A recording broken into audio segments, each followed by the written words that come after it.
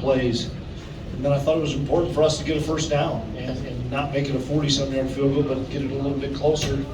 And we were able to do that, and then executed to perfection our what we call a Wisconsin of getting the ball to the middle of the field for Ty. And then I would say over the last 5 to 6 weeks, there may not be a more valuable kid on the football team than Ty Zentner.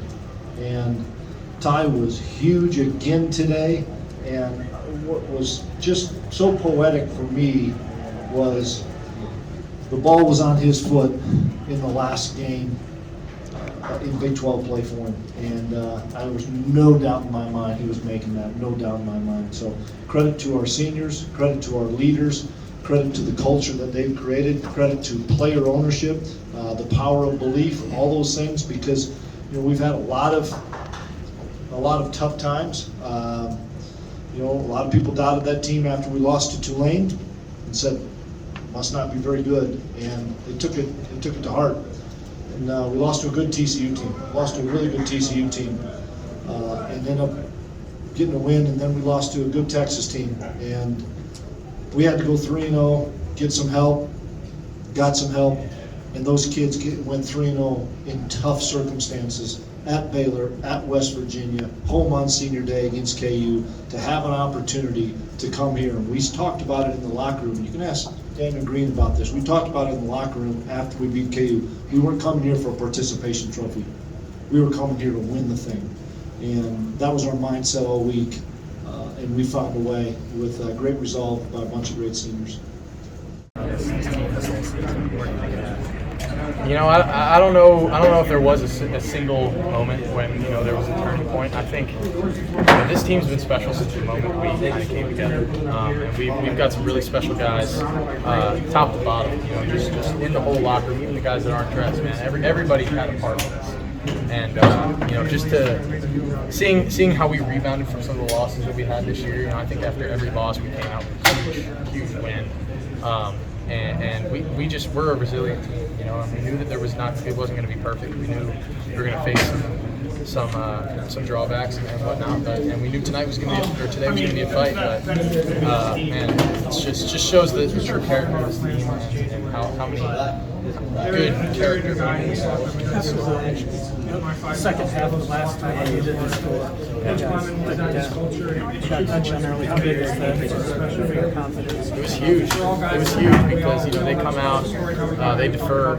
We like taking the ball first, but they defer and they end up getting the ball at the beginning of the second half, and being able to come out and get a stop on them and then driving down and getting the touchdown, that was huge for our momentum and for our confidence, just overall as a team in the second half. And that kicked us off to a really good start. What does this mean? It means everything. I just keep saying I have no words. It doesn't feel real. It's just so cool because it's been our goal since we got on campus, since I got on campus, since we started in January this year, and man, it's just so cool to be able to see that kind of come into fruition. And I got no words. It's just all the emotions right now. Is it wild to think about where you messed up on the game? He had a couple snaps, but he had a phenomenal performance, and I will give you he's a great quarterback. When you look at how the last game happened against these guys, now you kind of get that second game over again. Is there a little bit more fuel to the fire? Yeah, it was a grudge because I'm not gonna lie. The first game we went against them, I was getting dominated up front. I was getting dominated up throughout all across the field. And I held a grudge to that. I talked to my coaches. They were like telling me how bad of a game I played, and I agreed with it. I watched them over that game over and over and over, and see what I can do better and how to become a great player that people see I am right now. And honestly, I used that grudge against this game, and I gave it all I got, and it paid off really. Thank you. So you got a TCU towel on. Everyone's still usually when I'm a second quarterback, I just take the towel. So hopefully the ref doesn't see it. But I mean, I took this one from Duggan. So sorry, Duggan, if you see it next play. Yeah. For you, in the middle of celebration, you're kind of on your own, tears flowing. So obviously, not as emotional as it gets. Can you just kind of walk us through what's going through your mind there and everything? It's just the hard work I did throughout this whole season. I was in a lot of adversity. Come off of surgery, come off of stuff that happened with my family. come off the other person's stuff, and through all that stuff, I just handled adversity, even still being a little bit hurt throughout the whole season. It was just all the hard work I did just to fight through it, just push through it. And basically, the fuel that gave it to me was having other people on my team injury, like TP, which, because even though I was injured most of the time, I just look at him and was like, listen, he wouldn't be in my place, so I just got to give all I got, because he would be doing the same thing if he had the opportunity I had too. So that's basically all the fuel that came in, and it was just all the emotions. And, yeah. When they took a knee at the end of the game, was that kind of, did you take that kind of personal? Maybe they were thinking they had the momentum and they could take it over time? I didn't take that personally, honestly, because I wanted them to take a knee, because if they took a knee, it's game time. And I just knew that our defense we had the momentum on our side to dominate them. So honestly, whenever they took a knee, I was just like thankful they took a knee, because it's ready to go. We can reset and re-game plan ready to stop them in overtime. Sorry, I missed. We talked about the last two plays to stop them inside the one. As good a stand as it's Yeah, it was just something we watched in the film. That was a basic formation we watched in the film all week. So every time we go to the red zone, go line play, that's what we were in. And we had a certain call that will stop that defense. And I stick through there as fast as I can to make penetration so the running back can come down to it, and basically the mob can clean it up.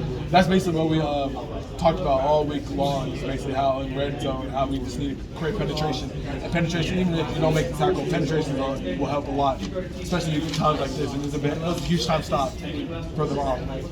Felix, this game kind of epitomized this whole season, the journey you've been on. Yes. Wait, say that one more time. Did it kind of sum up this season, the ups and downs, and yes, come through? 100%. We had so much ups and downs, so much people getting hurt, Adrian getting hurt, TP getting hurt first game. We had a lot of adversity. A lot of people got surgery, like the whole D-line had surgery and spring ball. And it's just so much stuff, so much adversity that we went through, and it's amazing how we just came out and just had a dub. And we figured out all that adversity and kept on working in the off season, kept on working during the season, kept on doing extra stuff, that unrequired stuff even our coaches don't even see outside of the veneer. Just unrequired stuff. That's how you win championships. And I'll forever preach that going forward. Can you put into words the culture of this locker room? The culture of the locker room is amazing. Everybody gets along. There's no bad culture with anybody. And the thing is, the difference between this team, even if you're not playing, everybody's tuned in and locked in and love to even be on the sideline and even accept their role. That's the one thing amazing about this team. And the thing about this team again is that everybody, like I said before, everybody gets along with everybody. We have that culture to trust each other, to trust what we've been through, and we've been through a lot of stuff in the past summer. So with that, we had that basically all season long, and just got it done today. So Felix, what was going through your mind when you got Defensive Lineman of the Year and Defensive Player of the Year for the Big 12? Honestly, it's a huge honor. Don't get me wrong. It's a humongous honor. I kind of took it a chip on my shoulder having a co-defensive player of the year last year. So even though I knew the offense was going to game plan me, I looked at film like over and over, see how I can beat these double teams, see how I can get sacks and still have penetration and help the other team like mine, like how he did like a 3-sack game, just contributing throughout the team so we can be successful in the pass rush game. So it was a huge honor with winning that, and I thank all the coaches for voting me in, and I think everything, and I'm just so blessed right now. Felix, is it crazy to think about like what you and Deuce and Will, these guys came in as freshmen, what y'all went through in 2020 to be here today? Oh my gosh, it happened so fast. It's honestly it happened so fast. We even talked about it, us three. It was like other people, us three, me, basically us three, TJ, and other people. Yeah. We were talking about like how our class is something special, and if we stick together, we can win a Big 12 championship. And we kept on preaching that over and over and over. And look at where we're here now, winning a Big 12 championship. It's just so amazing that we have believed in each other. Since we're the only ones traveling, we just believed in each other and believed in our game, and never had any doubt. Even if Will did some bad things, we never had doubt, and we believed in him as a quarterback. We believed that he was going to step up, and this is the biggest field in the championship, and he stepped up and got the job done. What's your feelings right now? It's amazing. It's a dream come true right now. This feeling is something I dreamed of in elementary school, and it's crazy how my dream just came true. Especially being in the position I am right now, being defensive player of the year and all that stuff. It's just something that it just honestly is like. So it's amazing, honestly. I cannot wish anything other. I'm truly blessed, and I thank God every day for the position He put me in. Felix, how was the week of preparation here? I mean, did this staff have you guys ready to roll for this one? Oh yes. Oh, we had a big grudge because TCU beat us, and we all hurt. We were all hurt that game, and TCU beat us, and we had a humongous grudge on our back. So we prepared like heck throughout this whole week. We did extra film study, extra things that we could do just so we can prepare to get more rush, better run game, because we already know that running back is a phenomenal running back, and we had a perfect game plan so we can stop him on the run. And that's what we did, and how we can contain Duggan and how we can put pressure on him. So credit to Klieman. He was really locked in his game plan, and credit to our mob. We were just really set to win this game. What do you think about the fan turnout here? Fan is amazing. It's crazy because I remember the first day it dropped and we won against KU. I just heard it sold out. So that's why I was like, oh my gosh, these fans are amazing. And it's just, I credit to the fans.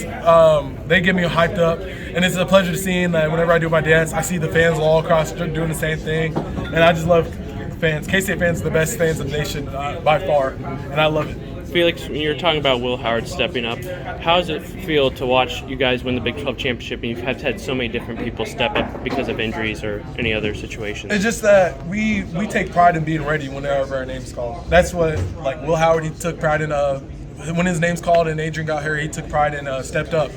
We had freshmen that stepped up and did their job. We had Keenan Garber step up. It's just the fact that we don't care what our position is, even in the second stream or third stream. We're not going to pout. We want to work. We want to work to either beat their spot or whenever our name is called to step up. And that's what we did throughout the whole board, offense and defensively.